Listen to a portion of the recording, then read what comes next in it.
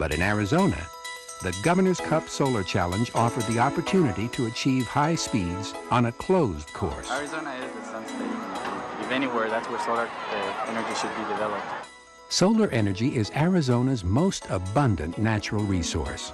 With more than 300 days of sunshine each year, Arizona is an ideal testing ground for solar vehicles.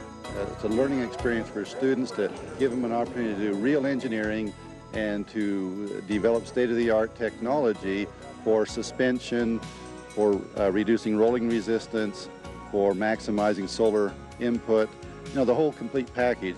The key is lightweight and high efficiency. I think these cars, while not very practical, symbolize the future in terms of what we've got to be concerned about in terms of depletion of natural resources and increasing renewables. The 2.3-mile course ran through the streets of downtown Phoenix. No stoplights were used and speeds were pushed to the limit. The Solar Eagle from California State University exceeded 75 miles an hour. But the real value of the race was exposing the public to the kinds of cars they may someday be driving: electric vehicles and those that tap the sun for their energy. A month later, many of the solar cars returned to Phoenix, where they were joined by conventional-looking electric-powered cars for 2 new competitions. The Solar and Electric 500 featured not only student teams, but private enterprise competing for cash prizes in separate races for electric and solar cars. Even a few celebrities showed up, like radio commentator Paul Harvey. I had to find out what tomorrow looks like, and isn't it exciting? Indy race car guru Mario Andretti also came to the track and tested one of the converted electric cars.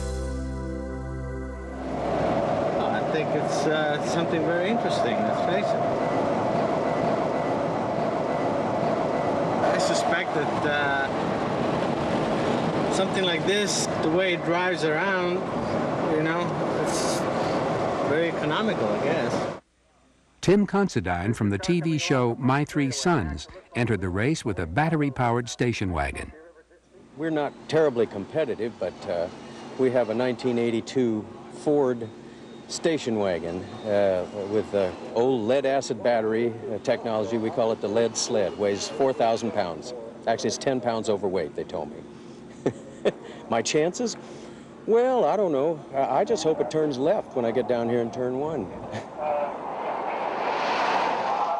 It was no ordinary race. Just as the Indianapolis 500 created new frontiers for the combustible engine, the Solar and Electric 500 pushed the technology to the next level.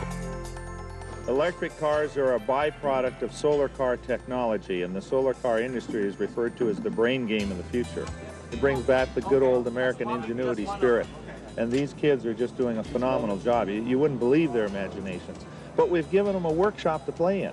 You know, they're the whiz kids of their universities. The Solar and Electric 500 pushed the cars to their limits in terms of speed and endurance. It allowed for testing of new battery performance and aerodynamics.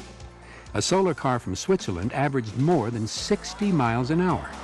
And an electric-powered Honda CRX, using an experimental battery, traveled over 100 miles at freeway speeds.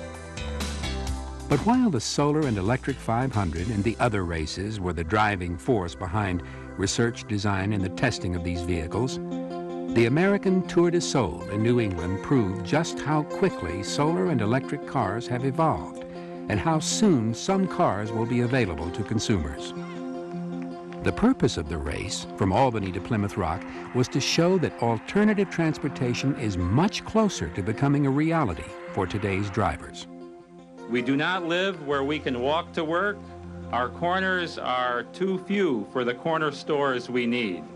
We depend, therefore, on roads. We depend, therefore, on cars. And we depend, therefore, on oil, which is not ours. But the participants in this race offer an alternative. You are most welcome. You represent the future, and may it become the present very soon. It's a very friendly competition. I think it's a competition in technology which everyone hopes they can help the other person win. It's nice to finish first, but if we can help the environment and everything else, we're trying to do our part. This is it. We came here because we feel like this is one of the main events in the solar racing field.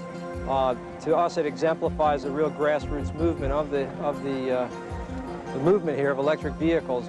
We're here with 3 vehicles for the American Tour de Sol, 2 of which are commuter vehicles meant for production that'll be available in the late summer and in the fall of this year and the next few years.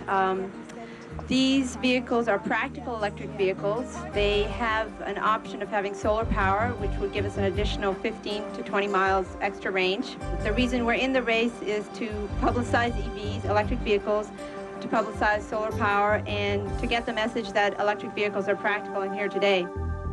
The race was run over the city streets and county highways of New England. The cars had to meet the same challenges gasoline-powered vehicles face every day. By conserving their batteries, these cars had enough power to run successfully even after dark, as one leg of the race demonstrated in Providence, Rhode Island. In the morning, the drivers began the final leg of the race. They were a little weary by the time they reached the ocean at Plymouth Rock, but as optimistic as ever. I feel pretty happy that we got second place today. We ran really hard. We took a gamble in the last couple of days running as hard as we did, not knowing what we had in the batteries, and it worked out in the end. I think we got second place. This week is over. I guess your college education is over and everything. This time tomorrow, what are you going to be doing? Packing up, getting ready to go to work. And what are you going to be doing? I'm going to be starting working next month for General Motors. Because the Tour de Sol was part of a race to the future, the participants never forgot their larger role in educating the public on the benefits of solar and electric cars and what these vehicles mean for the future and future generations of drivers. Well, the kids are actually really curious about the cars. They ask surprisingly very intelligent questions as opposed to their parents. I wouldn't call them not as interested, but many parents ask the general question like maybe how fast does it go or how far does the car travel during the sunlight? And many of the kids who I talked to and answered questions for, they want to know the physics of the car, like maybe why we built a component this way or why we put the array on and how does it work? How does the energy from the sun actually get to the motor? They asked really intelligent questions. I was very surprised. I really think they're the cars of the future.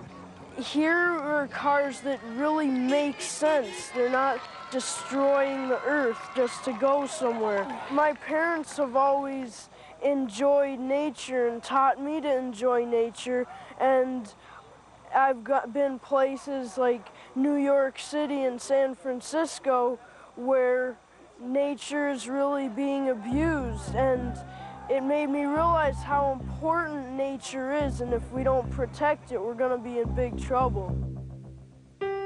With world tension escalating over oil reserves, we're being forced to look beyond the petroleum era. And as more people become aware of just how limited our resources are and how fragile our environment is, the race for the future may be won sooner than imagined. Across the nation, America's new entrepreneurs are creating clean-running cars that can go further and faster on much less. Each step they take paves the way for a cleaner future and drives us forward with a greater sensitivity toward our Earth. We may soon awake and find, just as the Model T replaced the horse and buggy, that solar and electric cars have made the gas pump a relic of the past.